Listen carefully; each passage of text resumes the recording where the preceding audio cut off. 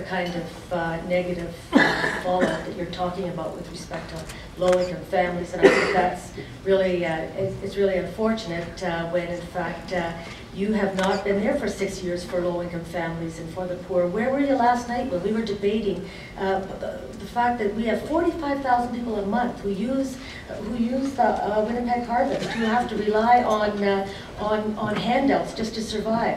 So I don't need lectures about poor people and low-income people, and I think in fact I would put a proposal on the table that makes sense, that people can afford, and I think you owe it to the people of this city to come clean with your proposal. What is it? You talk about a sales tax increase, you talk about... I've never talked about a sales tax increase ever. And we also don't have a $100 million lawsuit with anybody either. Let me just say, let me ask you once more. I put my plan on the table, like it or not, you can criticize it all you want, let the people judge, but you put your proposal on the table, and so we will know, and the people will know how we differ, and I'll tell you how we differ right now. You choose to increase property taxes by 2%. I choose to basically get the private sector to invest in our city, which will create in one development the equivalent of a 2% property tax increase. $8 million is the revenue this city will get from that development. So you want to tax and spend, I want people to invest, and we get revenue. And Judy, for the record, I've increased the revenue. We, council, not me. Our revenue is growing by $100 million. I think we have a pretty good idea what we're doing. I think we also have crumbling roads and sidewalks and back lanes and community centers and arenas that are falling apart around us. And when you were at the ledge, those roads were crumbling. Can you tell me what you were doing about it? When you were in Ottawa, what were you doing about it? We had to do it. We're going to try not to talk over each other for just a little while longer. If anything, it's going both ways. Who's asking the questions? No, I was giving her the stink eye while you were talking too. So. If anything falls squarely on the shoulders of our city government, it is the state of our roads, our streets, our back lanes, our sidewalks, our community centers, our libraries, and our arenas. That is squarely our responsibility on the shoulders of the city of Winnipeg and the mayor of the city. And in fact, we're a disgrace. We have a $4 billion infrastructure deficit and counting. And I think it's incumbent upon anyone seeking this high office to come forward with their plan and let the people choose let them choose between those options, and let there be an honest debate about the difficulties we face in the city. This is what happens when you turn the stoplights off. This, everything just goes crazy.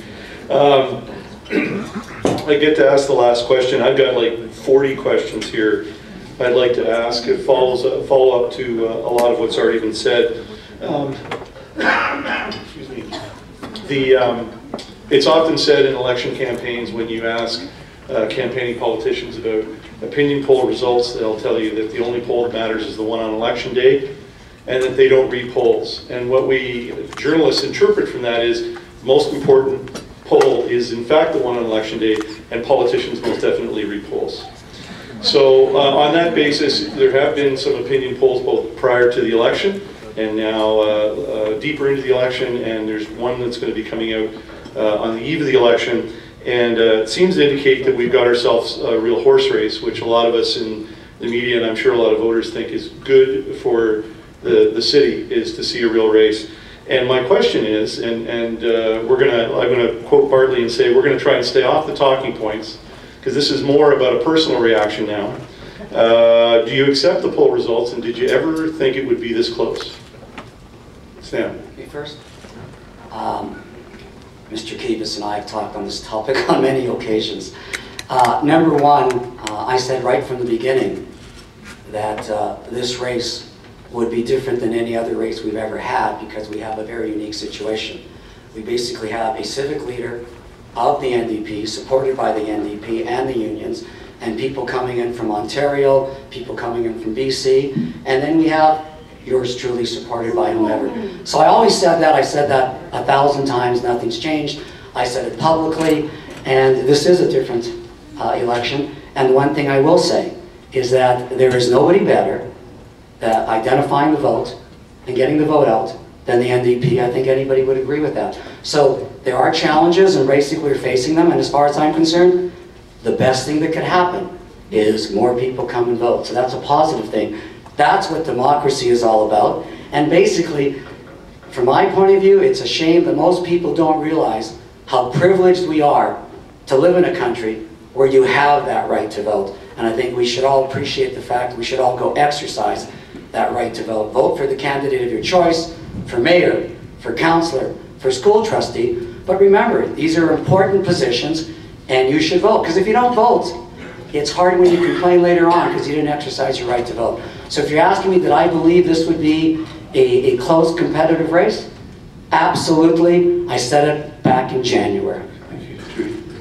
Well, first let me say, Dan, that yes, in response to Sam, I'm a proud New Democrat. I'm not going to hide that. I believe in unions and working people's struggles. Sorry.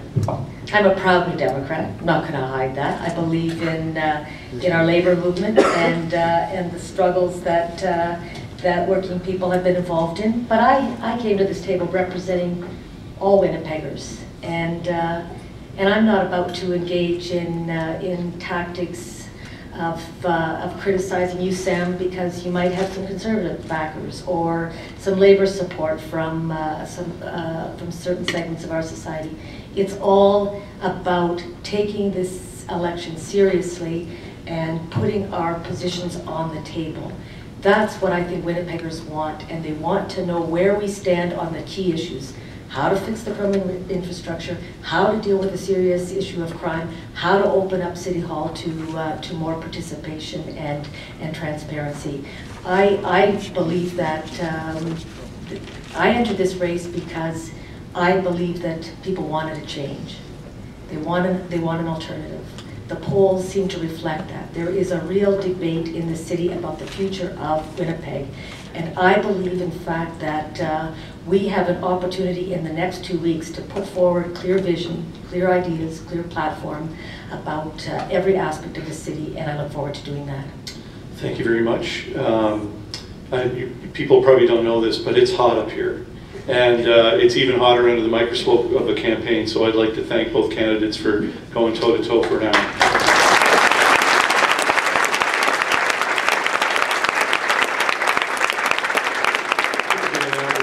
Closing remarks, and closing remarks start with Sam Katz.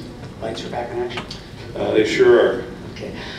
Thank you very much, and thank you everybody for giving up some of your precious time to be here and listen to the Judy and Sam show. It was very, I hope it was enlightening. First of all, as you know, very shortly, you will be going to the polls to elect the mayor, to elect council, for the next 4 years to represent you. And I think it's imperative that we continue the positive growth and the positive reputation we have in Canada and other parts of the world, as basically validated by the Conference Board of Canada. What I think is even more important is when you listen to the candidates, and let me remind you, there are 2 other candidates who unfortunately are not here, but there are 4 candidates running for mayor. And when you have the opportunity, listen to what they have to say. It's important. But what's even more important, make your decision based on whether you think they can deliver what they're saying. Talking the talk is easy. Walking the walk is a whole new world. And I believe that my track record shows that I've talked the talk and I walk the walk. I want to continue doing great things for the city that's been so good to me. I want to make sure that my children, my daughters, believe this is a city of opportunity and they can stay here and don't have to move out of this city. And I want the same thing for all our children. That's the future. And I want to basically have a city where everybody believes and is pulling in one direction. Because if you pull together, you can accomplish anything. If you pull in different directions, I'm sorry to say, nothing gets done. We've accomplished so much. We want to continue and finish the job. And so I certainly will ask for your support in the upcoming election. And thank you so much for being here today and listening to what we have to say.